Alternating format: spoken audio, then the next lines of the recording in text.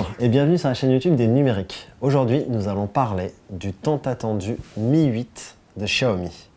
Le nouveau fleuron de la marque qui devrait arriver le 20 août en France et qui se place comme un flagship killer, qui se place vraiment pour concurrencer les hauts de gamme de la concurrence.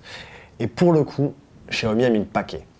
Le téléphone est vendu à 500 € et il présente des performances plutôt haut de gamme. Alors c'est un téléphone de très bonne qualité. Chez nous, il passe juste à côté des 5 étoiles à cause de petites lacunes à droite à gauche. Mais globalement, c'est un très bon téléphone. En termes de finition, il est très bon. Il dispose d'une encoche qui est plutôt large puisqu'il y a un dispositif infrarouge de Face Unlock. Pour l'instant, pas encore disponible mais qui ne devrait pas tarder à arriver avec une prochaine mise à jour. La dalle est de super qualité avec une très bonne colorimétrie. En termes de performance, le téléphone est très fluide puisqu'il abrite une Snapdragon 845 et 6 Go de RAM. Tout va très vite, il n'y a aucun ralentissement. Les jeux, même les jeux 3D les plus gourmands, vont tourner de façon très fluide avec des graphismes optimaux. Côté audio, donc il y a un adaptateur USB-C vers mini jack 3.5 qui est livré avec le téléphone, qui est de très bonne qualité, qui souffre peut-être d'une diaphonie un peu élevée.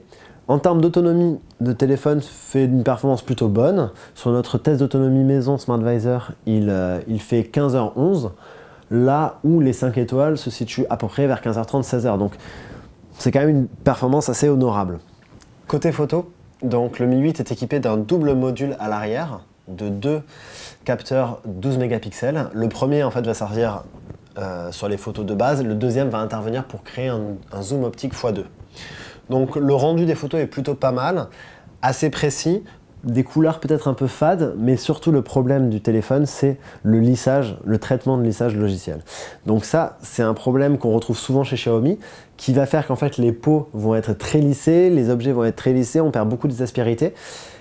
Et ça peut poser problème. Donc d'autant plus qu'il y a un mode beauty, un mode beauty pro qui pousse le lissage encore plus. Et je vous conseille pas de le pousser au maximum parce que les résultats sont pas très réalistes.